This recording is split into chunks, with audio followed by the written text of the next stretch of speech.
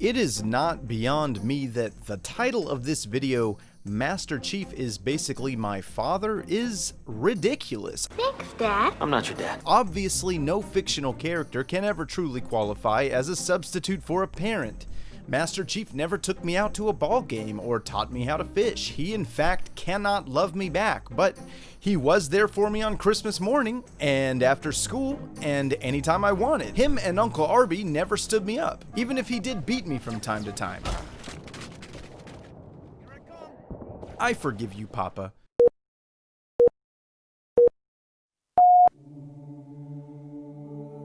I didn't have a real father. I'll spare you the buzz-killing details, even though it's never been a sensitive topic for me. Suffice it to say, you cannot miss what you never knew. So while it was never a point of active grief, and I never thought much about it when I was growing up, there was no one around, no male teachers or coaches or anyone I was close to that could model what positive masculinity looked like. And so it was my instinct to fill that vacuum with fiction.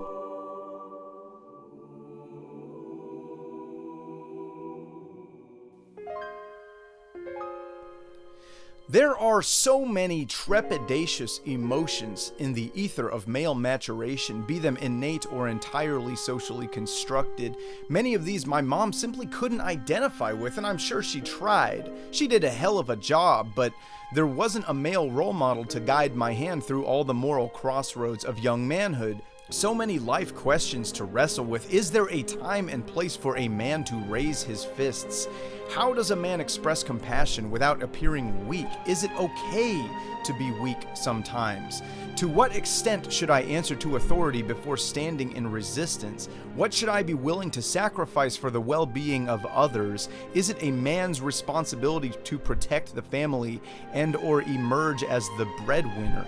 In the event that I should be drafted by the military, should I answer the call of duty, or would I be such a disgrace to flee the country? While some of these questions are perhaps not inherently male, most boys will look to a father figure for their answers.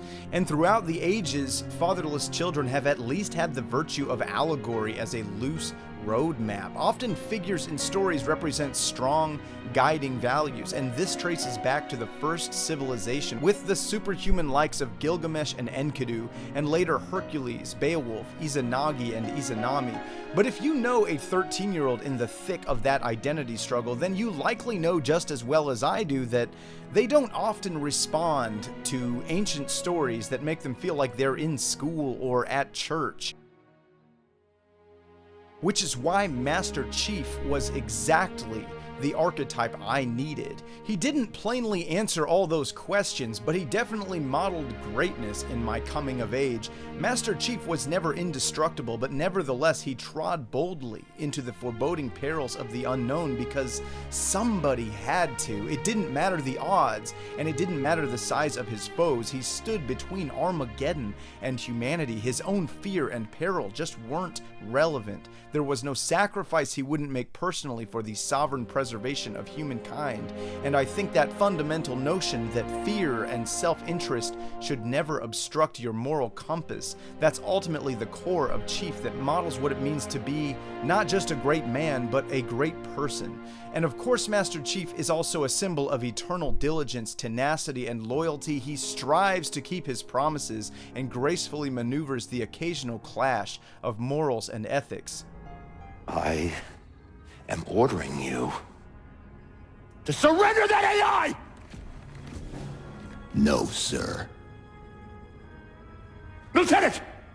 Arrest that man! Captain. Arrest him! For that matter, I'm sure my mom thought I was rotting my brains, but this battlefront was a no-stakes microcosm upon which I absorbed very consequential truths, even if I never consciously registered them. Simple things like, it's better to think things through and act carefully than to charge recklessly and hastily, like a fool, or that if you underestimate your opponents, you might find yourself surrounded and outwitted.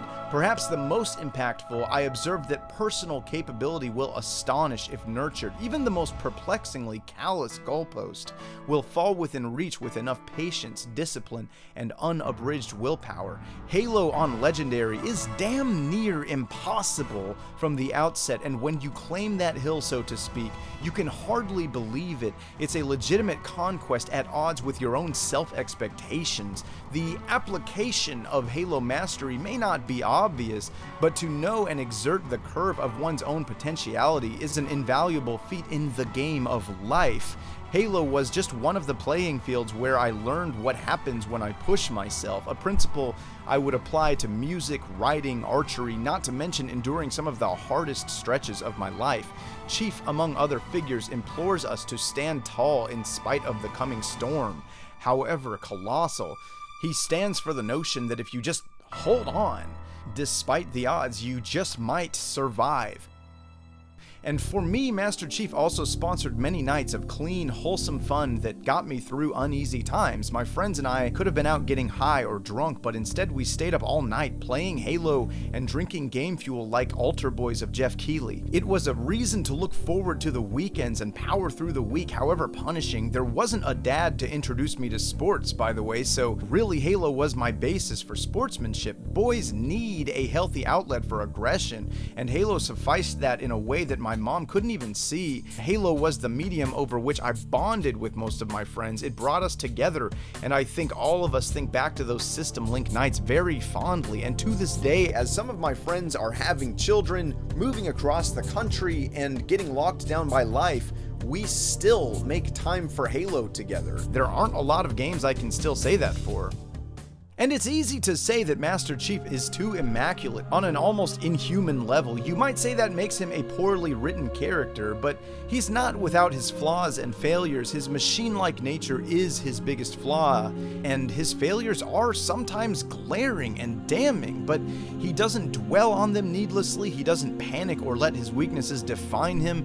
His internal reason supersedes his passion. He keeps his eye on the proverbial ball and acts in spite of discouragement or mortal odds, because in times of crisis, it is better to rest in fatal tranquility, knowing that you've done everything you can, than to live beneath your moral best. And in spite of my curiosity, I think it's best that we never see what Chief really looks like beneath his helmet, because Chief stands for the notion that this elite brand of heroism knows no particular face. At least in the Bungie days, it was very unusual to see the face of a Spartan, because this reserves the creative liberty of every boy or girl to fill in the blanks of Spartan greatness with him or herself.